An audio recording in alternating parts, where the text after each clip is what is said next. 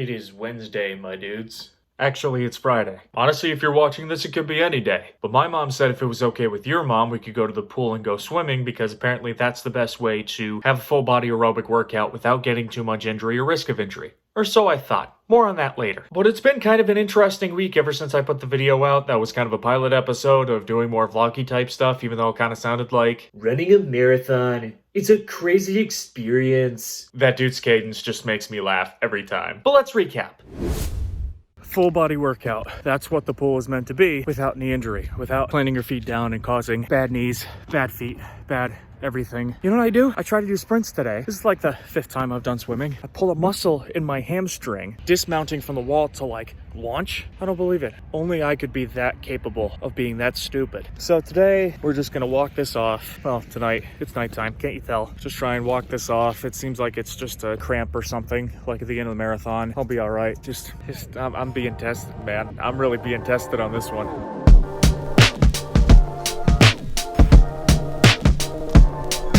This is the greatest day of my life. I've been seeing Nando's content for years, being somebody that is an enthusiast of British comedy and other British things. So the fact that I found this is incredible, and we're gonna have some fun. It isn't medium. Whatever you do, it's a trap. It's not medium.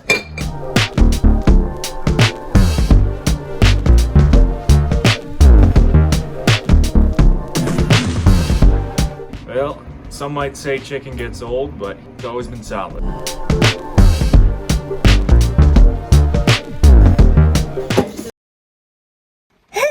That right there was windy and angry. I am soaked, but that is worth it. This is my tired face. It's a bit scary, hence why I don't. This will take some getting used to show my face and a lot of this stuff. But you know what? That right there was a test. Told myself 8 200-meter sprints. Could very easily stopped, pressed through. I sincerely wish that I could have filmed more. There's always people out and about on the track when I usually go. It's like 7 o'clock at night, so it's like everybody's doing their thing after work. So it's a bit weird to like film while I'm over there. But I feel good.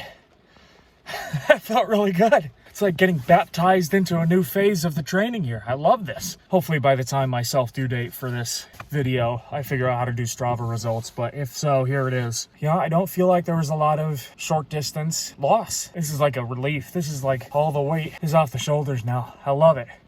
I love it. So, yeah. Fun times. So with the shift over from milking the New York City Marathon footage for all it's worth to now being a bit more comfortable with this, I put out a poll in the community tab to see why people were subscribing. The overwhelming majority said they wanted to know how I did couch to marathon stuff, which amounted to 3 votes total. Of course, this means I'm contractually obligated to say the following. Hey guys, so a lot of people have been asking me about my fitness routine. Why am I doing this? Why? But it does seem like a lot of people want to know how to get to the couch to marathon process, because it does seem like a really taunting thing. Did I say taunting? I mean, you taunt yourself. Daunting is the word I was looking for. English. So if you saw my original how to sign up for the New York City Marathon video, you know that I'm a big Excel sheet guy. That's how I plan everything out. That's how I map everything out. So I figured let's deep dive into that, how I built up the sheet that you saw in that video. That way we can take a look at everything that I feel like I did right in that process, some of the things I learned the hard way and did wrong, kind of edit the things that needed to be edited, and then create a mock-up of what I would do if I would start from scratch again. Now, a few disclaimers. A, I am not an expert in any of this. Nutritional, PT, anything of that nature. It's just coming from the point of view somebody who thought, hey, let's do a marathon, let's see what happens, with 0 experience and really only people you could turn to on YouTube that had like a 4 and above as their PB, which, you know, it helps to know how to get to that point, but when you're just starting out, it's really, really scary. Number 2, I probably will not be doing anything like this for a very long time. I think in my experience, the couch marathon process can be a good one if you need to get into the sport and need to have that big goal to really keep you going. But really, from what I've seen, the recommendation is you really should take a little longer to ease your way up to the marathon if you really want to get that experience. And a PB as well. I mean, I made a whole bunch of mistakes during this training block. I got a 6:06 as my final time. I think if I was to do another year training block like I did for the marathon, I would be setting myself up for long term, not exactly doing the best thing for my knees and my hips and, you know, just things that I didn't work out enough. So good catalyst to start running? Yes. If you're just going to do it once and drop it as like a bucket list thing? Yes. Long-term idea?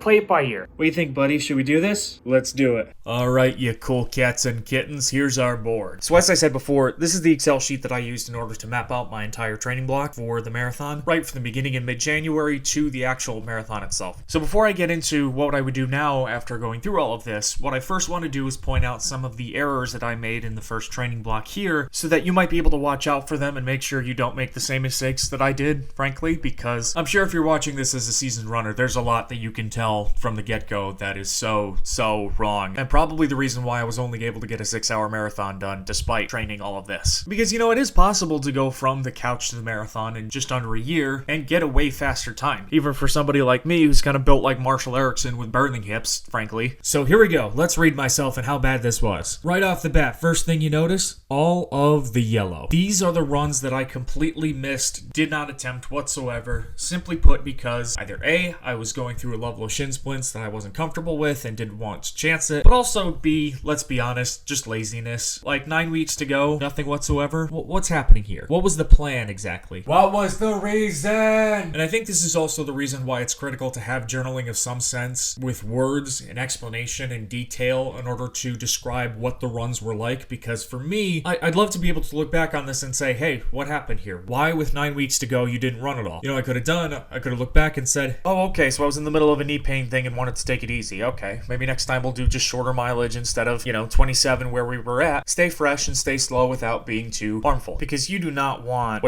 10, 11 days of no work whatsoever. I mean, it all worked out in the end. It seemed like the 6-miler I had after the fact was actually faster, way faster than the 5-miler, which, it kind of works out. And the most obvious thing that I missed as well, these 5 or so weeks between May and June. Now this, if you remember my cheesy pilot last video, was the road trip that I was talking about, that whole loop around the country, train hopping and everything.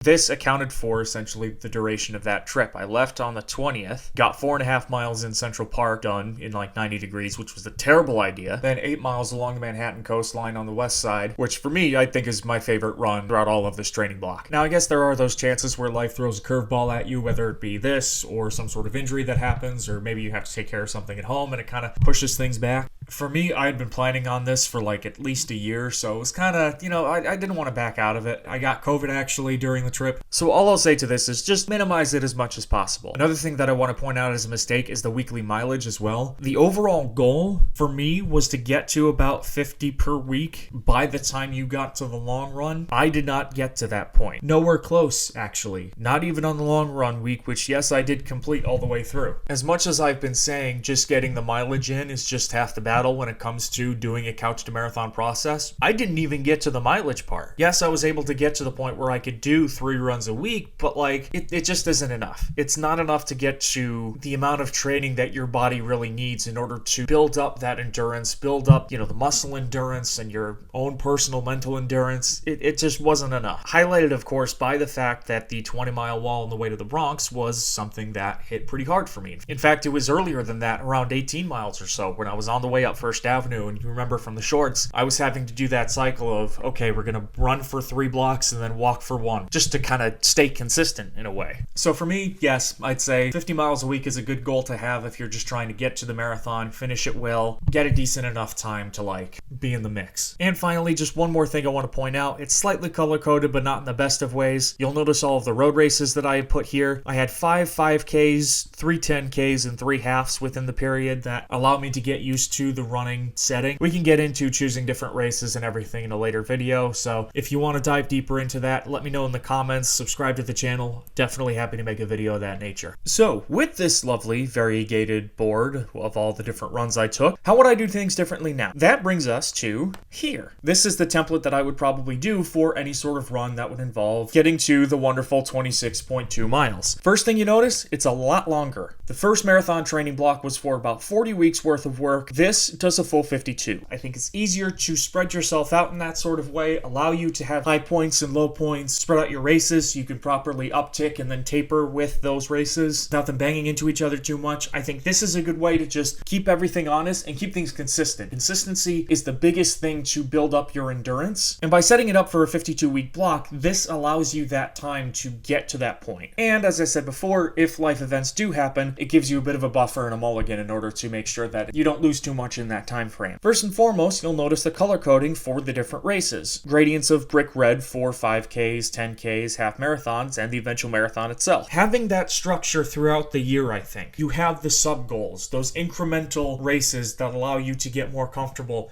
in a 5K race, in a 10K race, until you get to that eventual point where you're comfortable in a race running 26 miles. I think that's important because it's a different feel between running with yourself or running with a couple of friends versus a race where there's at least 1,000 people or so running all towards the same goal. It's a different vibe. You have to learn the decorum of getting around people, holding back for people without ruining anybody else's times. And also just the mental game of somebody who is, like me, that's slower, not being afraid of comparing everybody else and just letting yourself run your own race. I think that is a massively important part. Learn to be happy with finishing races, even if you're like 65th out of 80 in your age group. And this is all variable. I mean, you don't have to do like 40 weeks to go, you do your first 10K, or 30 weeks to go, you do your first half or 10 mile or whatever. There's plenty of different places to check for where races are. There's 5Ks and 10Ks literally all over the place. I know in my case, HMF, which is like the Hartford Marathon, equivalent to New York Roadrunners, they build you up throughout the year. So there's 5Ks in March for like a St. Patrick's Day theme. There's like spring, summer 10Ks where you can win a medal for finishing all of them. There's some good late summer half marathons like Surftown in Westerly, Rhode Island that I found really fun, even with the weather you would expect at that time of year. That'll all be different for whatever the climate is where you're living, whatever races there are, but usually a lot of those equivalent organizations will have stuff that build you up, and races throughout the year in different locations that allow you to see a new place, do a new thing, and most importantly, get your runs done. Second big thing, the first 5 weeks. You will notice that it is strictly all what's called fartleks, which is a very funny word. You can blame the Swedes for that one. Essentially, all that means is along your run, you're switching from a slower pace to a faster pace. So a lot of times in a couched marathon situation, you're switching between walking and running. This running block is not my own. This is something that I actually picked up from an Instagram account called Run NRG that just gets you more comfortable in a faster pace, starting and stopping, sprints, and easing you up to the point where, as you can see in my case, I well passed the 5K mark, 5-minute cycles, jogging for 4 of them, so that you're comfortable running all 3.11 miles of a 5K. And at a faster pace too. I think I improved my best time by about 4 or 5 minutes from just doing that. And of course, your mileages are going to be different. Run at your own pace. It is no pressure. This is to get you comfortable with what you're doing. That is the number one goal when you start any training block from scratch like this. It is all about comfort. The final thing I do want to point out is the weekly mileage totals. As you can see, this is just adding up everything together, but after this, I essentially take last week's number and multiply it by 10% so that you get an idea of what 10% new every week allows you to get up to. But for a long training block like this, as you can see, that gets you up to 40 miles with still 31 weeks to go. So that's why I want to spread things out, is it allows you to go through the ebbs and flows of getting to a high point, letting off the gas a bit to allow yourself to get a good pace, get a good endurance, without hurting yourself and without putting too much pressure on your body and causing injury. So I think what I'd actually do here, depending on where your races are, maybe do something along the lines of getting up to 20 per week, easing back a little to 15 or so, then start that process over again where you're incrementally getting higher and you go a little bit higher, like 25 or 26 in this case. So that's the basics of it, really. This is essentially everything that built the training block for the New York City Marathon. So of course, any questions, any concerns that you have, let me know in the comments. If you're an expert and totally think I'm wrong on everything, let me know in the comments as well, because